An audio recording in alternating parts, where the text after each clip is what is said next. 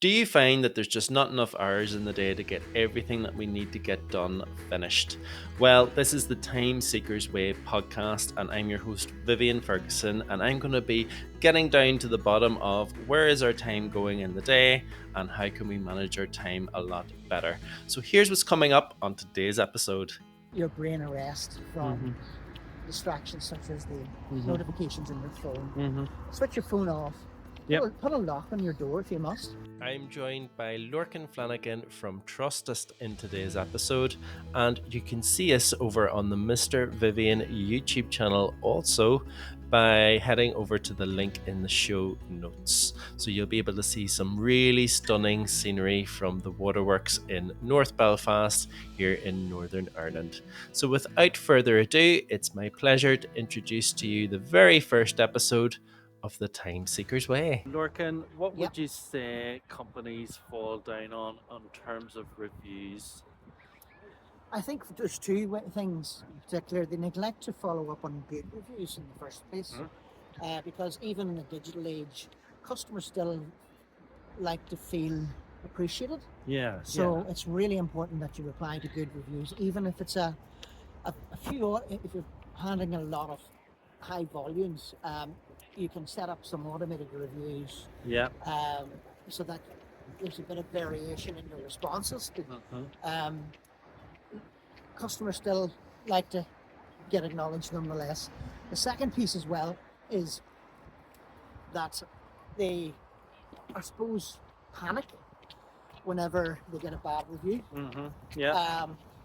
And very often that can be because a lot of great businesses out there do a great job for the vast majority of their customers. But invariably what happens is that busy companies, on the balance of probability, will mess up every so often. And that's just to be expected, and I suppose you bake that into the cost of doing business, to be quite honest. But when that happens, people go into a bit of a tailspin, panic, and say they don't know how best to respond to this. You don't want to get into an online spat with a customer, which we don't encourage either. But regardless, if you take the time to acknowledge the commentary in a non-confrontational way, such as, we're sorry that you had this experience, we're taking this offline and we'll contact you to try and rectify the situation. That's acknowledgement without saying sorry, because you don't, of course at that stage you don't know what the full details of the grievance was. So if you use that as a bit of a holding commentary until you get to know what the circumstances in the background as to why the customer was disappointed.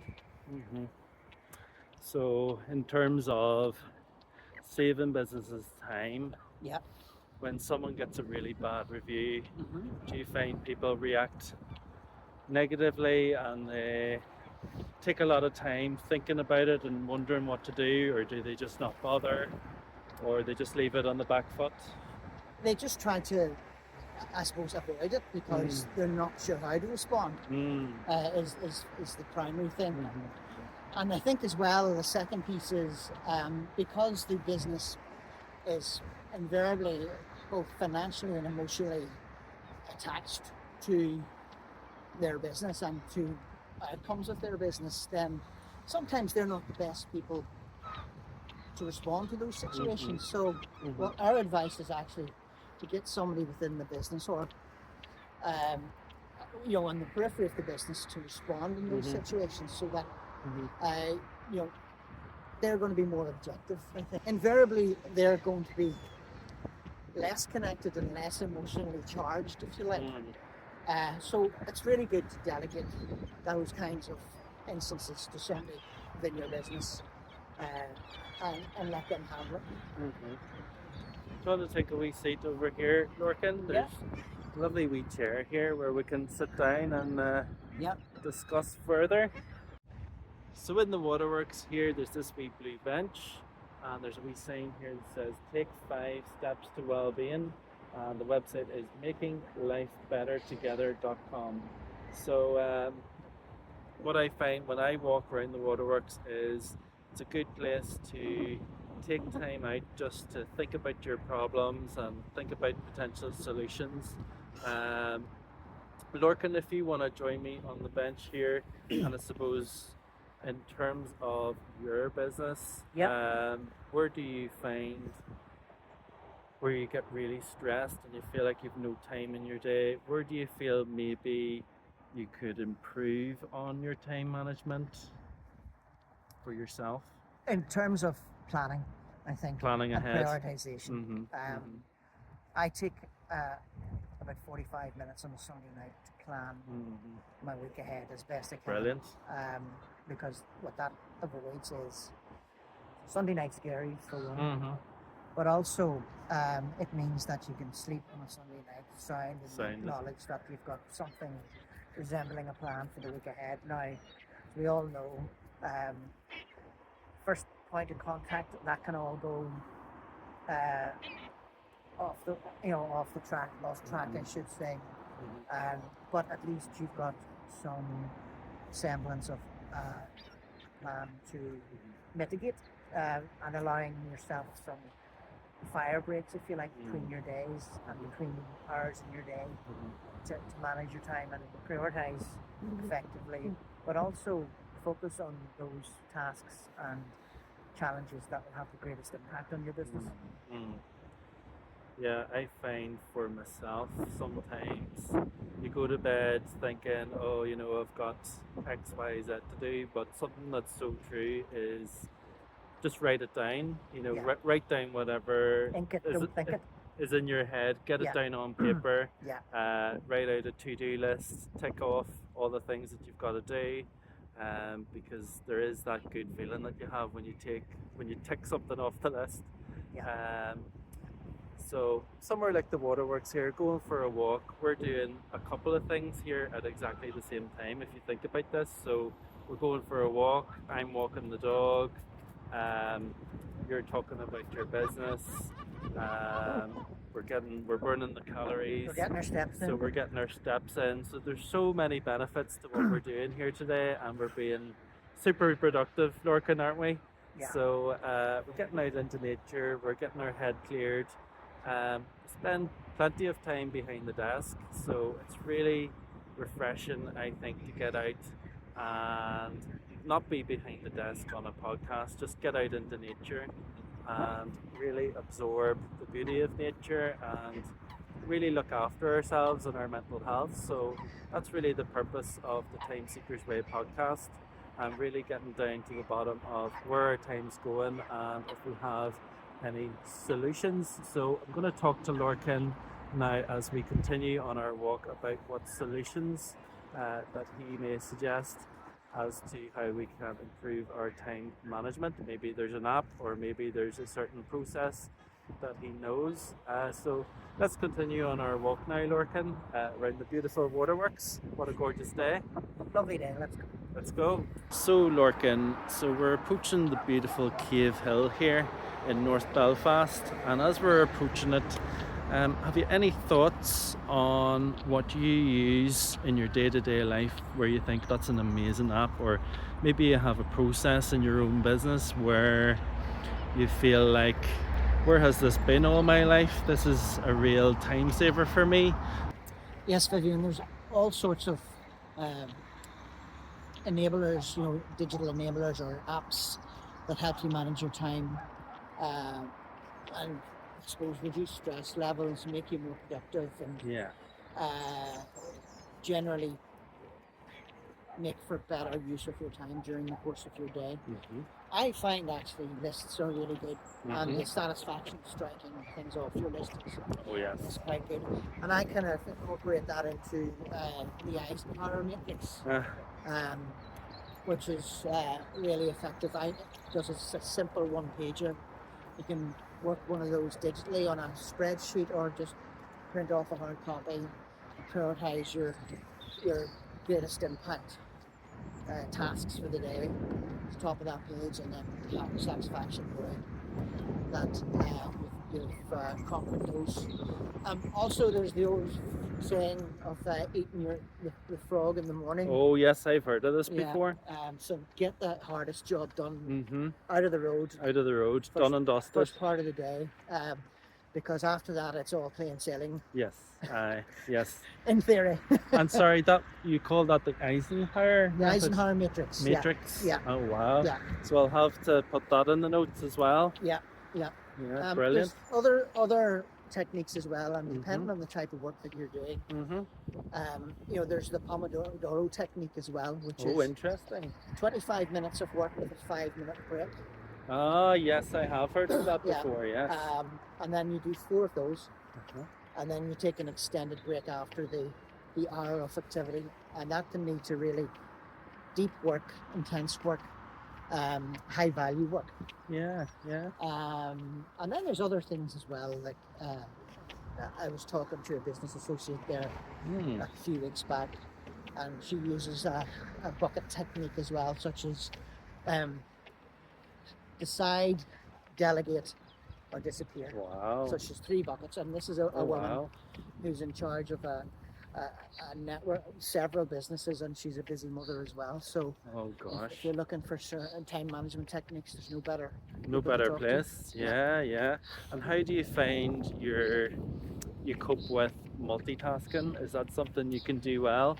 No, I believe that if you do one thing well, it's way more productive and way better outcomes than trying to do a million things at the one time. I agree, and we often get tempted, don't we, when we're really stressed, to take on more than we can chew.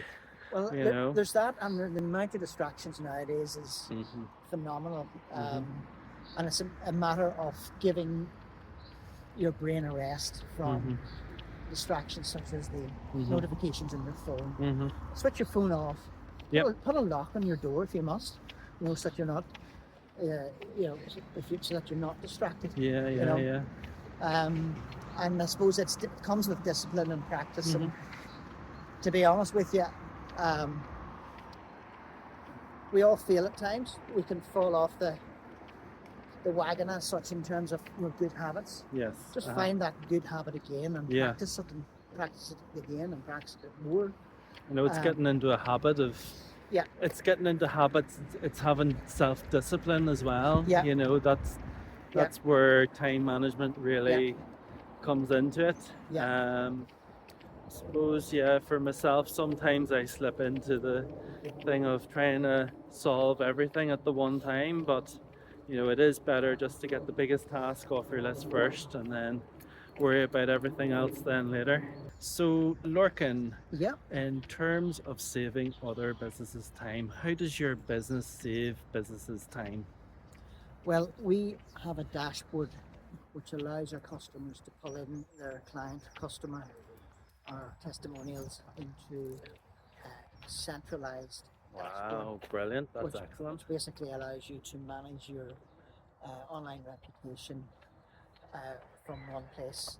The biggest challenge around that was customers and their staff having the bandwidth to cope with high volumes from multiple sources, and that's stressful. It's very labor intensive. Yeah, very labor intensive. And of course, there's the challenge of remembering to do it in the first place. So if you have it all in one place and you've trained yourself to check your review dashboard every Monday morning and every morning after that for the rest of the week, then you're in a good spot. And have businesses come back to you and said, oh wow, you guys have saved me so much time doing this, so much stress? And I'm sure it sounds an amazing piece of software, so I'm sure you get different levels of time saving depending on the size of the company. And the complexity of the business as well, of course. There's one example I can think of where previously it's a very large scale business with 2,200 outlets across the UK and Ireland. They had 3 staff working at a desk responding to reviews simply because of the huge volume involved. My goodness. So with the centralization and the automation that we were able to employ, we were able to allow that customer or that business to redeploy those 3 resources to higher value work elsewhere within the business, within the marketing department of the business. Yeah, I mean, what I often think is such a waste of time is just the amount of admin that a lot of businesses have to go through. Yeah. And there's so many solutions out there to reduce that. And some people kind of take things the wrong way and think, oh, if I get this solution in, this means that people lose their jobs. But actually, it means that people get more value from their job because they're doing less admin and they're doing more valuable work.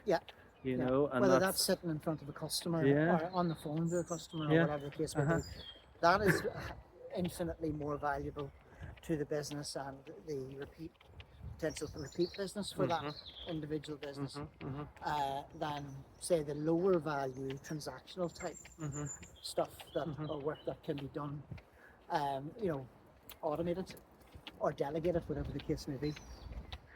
Yeah, there's so many brilliant applications out there, and Trustist sounds absolutely fantastic. So would there be an easy way of getting a demo of how it works, or how do people do that? Yeah, they basically jump on a call with me. Brilliant. And I spend about 15 or 20 minutes showing them how it works and how it's applied to businesses similar to theirs, I should say. And we've got 11 years of data that tells us that this works, that our solution works for the overwhelming majority of businesses. That, number one, that they value their online reputation, but they also see that the value of customer and client reviews improves their SEO ranking because Google will reward you for that fresh content. Google considers reviews as UGC, which is user-generated content. So it's a win-win. Brilliant. That sounds absolutely fantastic, Lorcan. You had suggested a really handy wee tip to me. So basically, if you put a link to your review section on your signature, your email signature, that's an easy way for customers to review you. So I suppose, what's the benefits of that, and have you any other wee tips for us? Well, certainly you can, if there's anything to be learned from this podcast today, is to ensure that you have a Google business profile set up for your business, because when you think about it, whenever somebody does a discovery search or a direct search for your business, one of the first things to come up is your Google business profile, followed by the organic search results as well. So if you don't have one, get one set up and if you think about the customer journey or the user experience whenever users are making those kinds of searches, that generally is the first step they take. They look at the Google business profile and then they'll click on the website button of your Google business profile. So, but it has to be there in the first place, of course. So it's an absolute must that if you're a business, you should absolutely have a Google business profile. I can give you some tips and tricks and guidance in setting that up if you want to get some of your viewers to contact me at the end of the podcast. Second thing I would say is think of the customer journey yourself and position yourself as if you were your own customer, and think about the optimal times in the customer or sales journey where you can ask for a review without being too pushy or at the wrong time. So sit down and think carefully and strategically about that.